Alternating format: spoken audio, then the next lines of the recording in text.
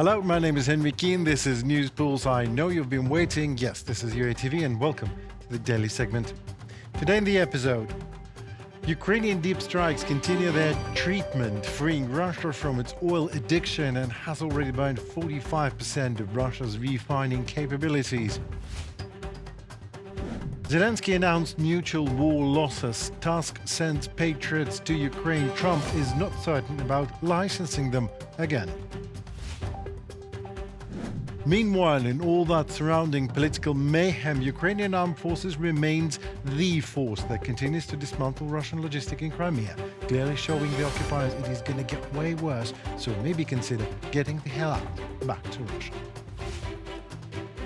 Drones have struck at Wildberries again, this time a distribution hub in Volgograd, the city in Russia, and the Lukoil oil refinery was there, also hit in Russia's Volgograd Oblast.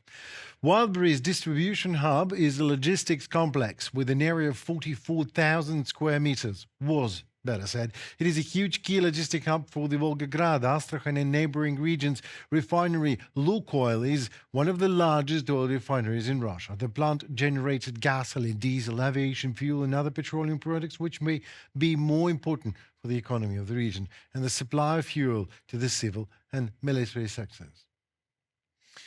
Russia's Ryazan oil refinery completely suspends operations after Ukrainian attack 2 days ago. Reuters notes that the refinery could remain offline for 2 weeks as of now because restarting operations after an unplanned shutdown, let's put it that way, typically takes considerable amount of time, and primary and secondary processing units must be brought back online, technological process reestablished, and product quality actually brought back into compliance with the required standards. But industry sources told Reuters that the refinery processed 13 million metric tons of crude oil in 2024, accounting in total for about 5% of Russia's refining capacity. What all that means is that Ukraine has paralyzed literally almost half of Russia's oil refining capacity. Financial Times, based on satellite data and other intel, confirms that Russia was unable to restore operations at 18 large oil refineries after UAV strikes. Because 26 refineries that were destroyed and stopped production, Russia returned literally on decades back in time in terms of production volumes. Also, 11 factories were able to resume production in some way at least, and 7 continues to stand idle as of now. Factories in Ryazan, Nizhny Novgorod and Volgograd, which are amongst the top 10 for production in Russia, continue to work on half of capacity. Moscow refinery approximately on third. The losses of the Russian army in their criminal war of aggression against Ukraine are significantly higher than the losses of the defense forces of Ukraine. Despite this, the exact figures are still unknown. Their losses, 1,600,000 losses, and about 700,000 killed. About. And right after that, journalists asked the president of Ukraine if he could confirm the losses of the defense forces of Ukraine in time. And according to Zelenskyy, this is very difficult to do. And the president was not actually willing to do so for military intel reasons, but it is surely counts in tens and tens of thousands KIA and about 400,000 wounded. Russia's death toll is about 14 times higher than Ukraine's. Yes, but not because Zelenskyy says so, but because the mathematics of war does. The one who assaults pays the highest price. The next few months may determine the outcome of the Russian-Ukrainian war, so allies should strengthen their support for Kyiv, says Donald Tusk. The head of the Polish government shared these forecasts after a meeting with Ukrainian President Volodymyr Zelenskyy that took place on July 29th in Poland. In Tusk's opinion, US President Donald Trump and, we quote, some other people, such as American billionaire Elon Musk, for example, can influence how the war will end.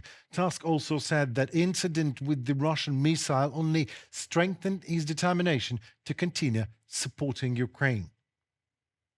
The matter is quite clear. The next 100 days may decide the outcome of this war, and it's a 50-50 chance. Poland's security depends directly and unequivocally on the effective actions of the Ukrainian military, including in the air. If the Ukrainians had much more of what they've been asking for all along, perhaps that ballistic missile wouldn't have been launched toward Poland. Polish Prime Minister Tusk also noted that incident with this missile, Russian KH-101, which violated Polish airspace recently, have helped in a way for some in Poland at least to understand. Safe Ukrainian skies means safe Polish skies, as simple as that.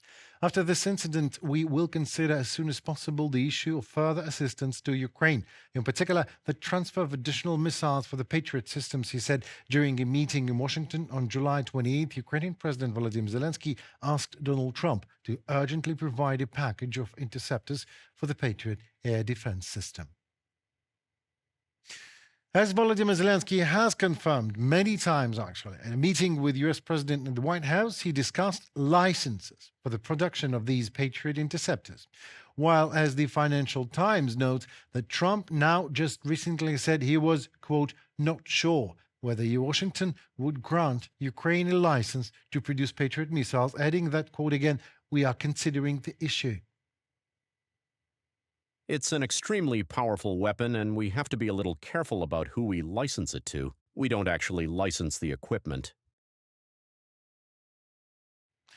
It's an extremely powerful weapon. I guess that should have been the exact answer back then in Budapest in 1994, when the American president asked Ukrainian president to let go of its nuclear potential, third large in the world, by the way, and get American guarantees of safety instead. Well, Patriot is a very American way to name a weapon, indeed, maybe even too American. And so all these yeses and nos heard from the Oval Office recently should teach Ukraine one very important lesson. Our own freedom and safety belongs solely to us, on our terms, on our own, and so developing our own powerful weapon is the only way of guaranteeing safety of Ukrainian state. Russia has extended its ban on fuel exports. The restrictions apply to gasoline, diesel, marine fuel, and gas oil, you name it. The ban takes effect on August 1st and will last until January 21st, 2027. The Cabinet of Ministers approved the corresponding decree so as to, as they call it, destabilize the domestic market. Attacks by the Ukrainian armed forces on oil refineries were the main reason for the embargo, obviously. According to the Financial Times, approximately 40% of major oil refineries in Russia have been damaged to date. As a result, approximately 50 million Russians are facing fuel shortages. Great news. More in our story for you. In July, operators of Ukraine's unmanned systems forces carried out a series of precision strikes, hitting 30 Russian missile systems and radar installations. According to the commander of the Unmanned Systems Forces, Robert Brovdy, the operations destroyed or disabled a number of critical Russian military assets, including a naval drone base in occupied Crimea, 5 air defense positions, and a launch site for Shahed attack drones at Donetsk airport. Ukrainian forces also destroyed a modern Buk M3 surface-to-air missile system near the town of Snizhny in the Donetsk region. Мы же видим по Крыму, такая болевая точка, конечно, у Российской Федерации, это Крым. Crimea remains one of Russia's most vulnerable points. Occupying territory is one thing, but maintaining control over it through military means is another. Russia's military capabilities are no longer what they once were, especially as technologies continue to evolve.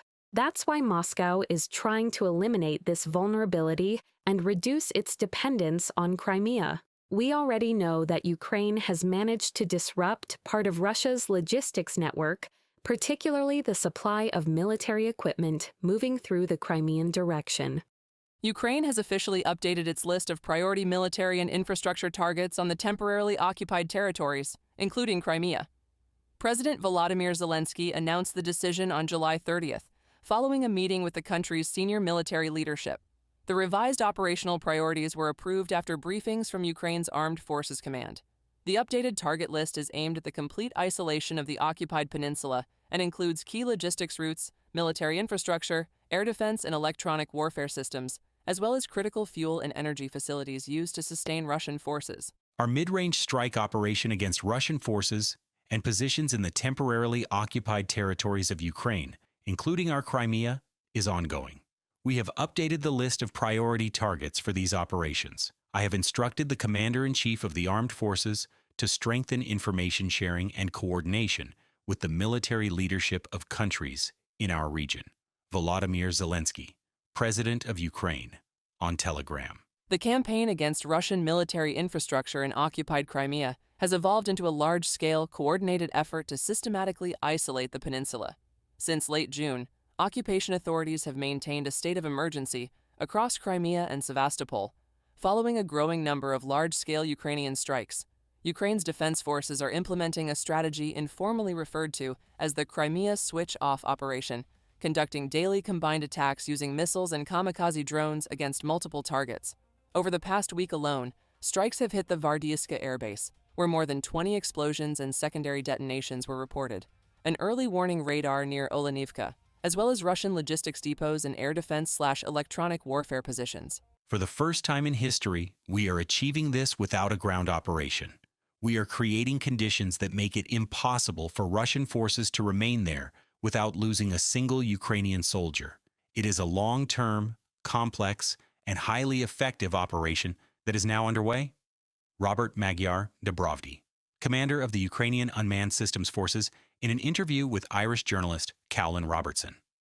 According to President Zelenskyy, Ukraine is also working closely with its European partners to secure additional interceptor missiles for air defense systems in order to better protect Ukrainian regions from Russian attacks. At the same time, Ukraine is expanding its long-range strike capabilities against military targets inside Russia, reaching distances of more than 3,000 kilometers.